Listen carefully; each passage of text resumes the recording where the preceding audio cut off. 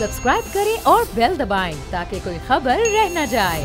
सवालात उठ रहे हैं उस इदारे पर जिसको नैब कहा जाता है, एहतसाब करने वाला ये इदारा जिसको नैब कहा जाता है, जिसकी कारकर्दगी परफॉर्मेंस कभी सुप्रीम कोर्ट ने बरहमी का हमने देखा इजहार किया तो कभी अपोजिशन समेत कई अफराद ने नैब पर सवालात उठा दिए।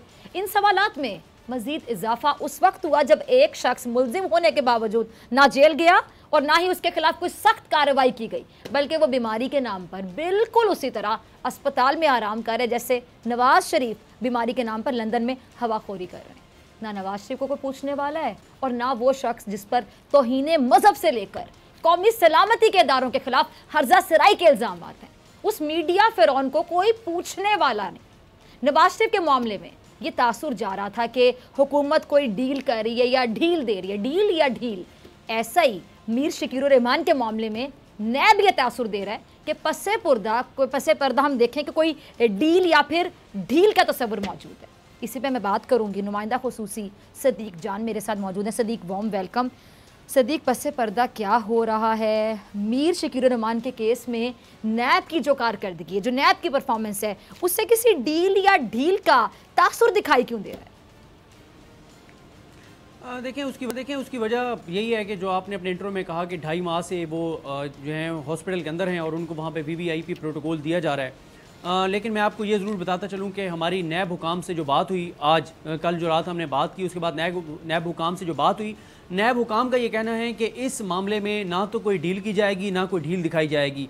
उनका ये कहना है कि हम मीर शकील रहमान के हवाले से जो केस हमने दायर किया है, जो रेफरेंस हमने दायर किया है, वो बड़ा तगड़ा है। उसमें बहुत सा ऐसा मवाद मौजूद है, बहुत सारा ऐसा मटेरियल मौजूद है कि मीडिया डॉन मीर शकील रहमान का बचना नामुमकिन है। लेकिन वो ये कहते हैं कि ये जो मैंने फिर पूछा कि लाहौर हाई कोर्ट में जो जमानत की दरख्वास्त है वो उसके हवाले से पहले ही कहा जा रहा है कि कोई जमानत हो जाएगी। उन्होंने कहा देखें जी, जमानत अबूरी रिलीफ है, फैसला अदालतों ने करना है, हमने तो अपने वहाँ पे दलाइल रखने हैं, फैसला लाहौर हाई कोर्ट ने करना है, वो जो भी फैसला करें। लेकिन उन्होंने कहा कि अगर उनको जमानत मिल भी जाती है तो हम जो हमारा रेफरेंस है उसको जो हम आगे चलाएंगे उसमें ये बरी किसी भी सूरत में नहीं हो पाएंगे। लेकिन जो आपने अपने इंटरव्यू में सवाल उठाया, असल में मैं समझता हूँ कि ये पंजाब हुकूमत का भी इसमें देखना पड़ेगा कि जो जिस हॉस्पिटल में वो हैं सर्विसेज हॉस्पिटल में, जिस हॉस्पिटल के जिस एरिया में मियां नवाज शरीफ रहे उसी एरिया में हैं, वही सरबराह हैं हॉस्पिटल के जिन्होंने नवाज शरीफ को प्रोटोकॉल दिया, इनको भी वही प्रोटोकॉल दे रहे हैं और इनकी रिपोर्टें सारी क्लियर हैं, कोई मसला नहीं है। 2.5 माह तक इनको वहाँ पे रखा गया, वहाँ पे सारी सहूलियात दी गई हैं, फैमिली साथ है। बल्कि मुझे तो ये भी बताया गया है कि वहाँ पे कुछ खुशबुएं वो ला के उन्होंने रखी हुई हैं कि जी ये यूनान से मेरे तबीब जो हैं, मेरे तबीबों ने कहा है कि यूनान से एक खुशबू है, वो आप यहाँ पे अपने कमरे में रखें, वो भी रखी गई है वहाँ पर। ये सूरत हाल है, इस हद तक वहाँ पे उनको प्रोटोकॉल दिया जा रहा है। तो नैब का मौक़िफ़ तो ये है कि हमारा केस बड़ा मजबूत है और हम इस केस को आगे चलाएंगे और इनको हम किसी भी सूरत में इस केस में बरी नहीं होने देंगे। अच्छा, यानी आपकी बात से मैं ये समझूं कि जैसे नवाज शरीफ बीमारी के नाम पर लंदन में आराम कर रहे हैं, वैसे ही मीर शकील भी गिरफ्तार होने के बावजूद अस्पताल में बाकायदा आराम कर रहे हैं और जो चाहते हैं वो होता है वहाँ पे। फिर नैब क्या कर रहे हैं सदीक? देखें, अभी तो हमें एक तो देखेंगे कि इसकी कल देखते हैं कि ज़मानत के हवाले से क्या फ़ैसला आता है। असल जो देखना पड़ेगा वो ये देखना पड़ेगा कि अगर ये मीर शकील रहमान, मुलजिम मीर शकील रहमान को बेल मिलती है, उसके बाद हमें पता चलेगा असल कि नैब उनका नाम ईसीएल पे डालती है या नहीं डालती, हुकूमत उनका नाम ईसीएल में शामिल करती है या नहीं शामिल करती। उसकी वजह यह है कि जितने उनके ऊपर संगीन इल्ज़ामात हैं, जितने उनके ऊपर संगीन केसेस हैं और जो कुछ हमें पहले ज़राए से बताया गया था कि उनके ऊपर तो जो उनका मोबाइल लिया गया, जो उनके खिलाफ चीज़ें आई, उसमें तो मुल्क की सलामती के खिलाफ ऐसी चीज़ें हैं जिनके उनके ऊपर बड़े सख्त केसेस बन सकते हैं। तो अगर ये देखना है कि अगर उनको इसमें जमानत मिलती है, उसके बाद हुकूमत और नैब का इदारा उनका नाम ईसीएल में शामिल करते हैं या नहीं करते। अगर उनका नाम ईसीएल में शामिल नहीं किया जाता और अगर वो जो है पाकिस्तान से फरार हो जाते हैं तो फिर किसी भी तौर पे कोई इदारा, कोई हुकूमत ये नहीं कह सकेगा कि कोई डील या डील नहीं थी।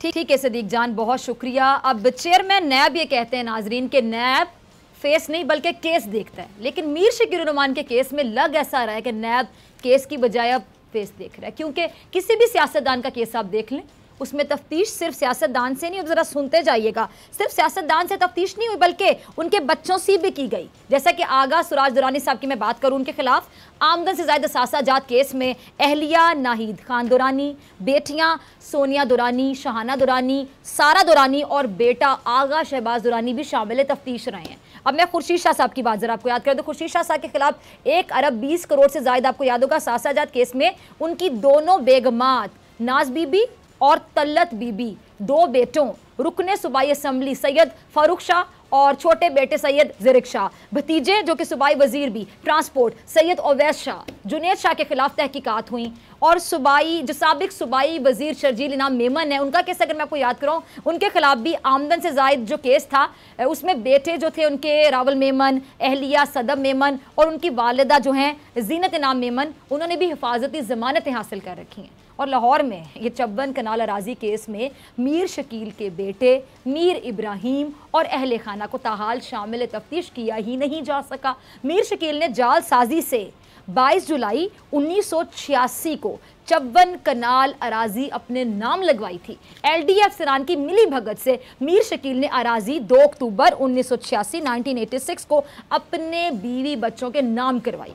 54 कनाल अराजी में शामिल 2 सड़कों को भी गैर कानूनी तौर पर अपने अहले खाना के नाम करवाया। लेकिन मीर शकील रहमान के केस को जिस तरह से नैब हैंडल कर रहा है, उससे 4 बुनियादी सवाल जन्म लेते हैं। वो सवाल ज़रा सुनिएगा। पहला सवाल ये कि जी शवाहिद होने के बावजूद नैब ने मीडिया फ़िरौन मीर शकील के अहले खाना को क्यों शामिल तफ्तीश नहीं किया अब तक। दूसरा सवाल ज़रा सुनिएगा कि मीर शकील रहमान और अहले खाना के नाम ECL में आखिर क्यों नहीं डाले गए अब तक। अब मेरा ज़रा तीसरा सवाल सुनिएगा। तीसरा सवाल ये कि मीर शकील की दरख्वास्त ज़मानत होने से पहले ही ये तासुर क्यों दिया जा रहा है कि उसे ज़मानत मिलने वाली है। ज़रा गौर कीजिएगा इस सवाल पर। अब ज़रा चौथा सवाल सुनिएगा मेरा कि मीर शकील ने गिरफ्तारी का अरसा अस्पताल में गुजार दिया, अब ज़मानत होने के बाद वो अस्पताल से घर चले जाएंगे, तो फिर एक और मुकदमे में नैब की नाकामी का तासुर यकीनन जाएगा। क्या मैं पूछ सकती हूँ जिम्मेदार कौन कहलवाएगा, जिम्मेदार कौन होगा? ये वो सवालात हैं जिनके जवाबात चेयरमैन नैब के अलावा कोई और नहीं दे सकता। हर इदारे की साख को बनाना उसके सरबराह की जिम्मेदारी होती है, रिस्पॉन्सिबिलिटी होती है, बहुत बड़ी रिस्पॉन्सिबिलिटी होती है। और किसी भी इदारे की साख बनाने और बिगाड़ने के लिए सिर्फ एक मौका ही काफ़ी होता है। अगर इस मुकदमे में नैब की जानिब से यही रवैया जो देखने में आ रहा है, यही रवैया बरकरार रखा गया, तो फेस नहीं केस का दावा सिर्फ एक मफरूज़ा रह जाएगा। सब्सक्राइब करें और बेल दबाएं ताकि कोई खबर रह न जाए।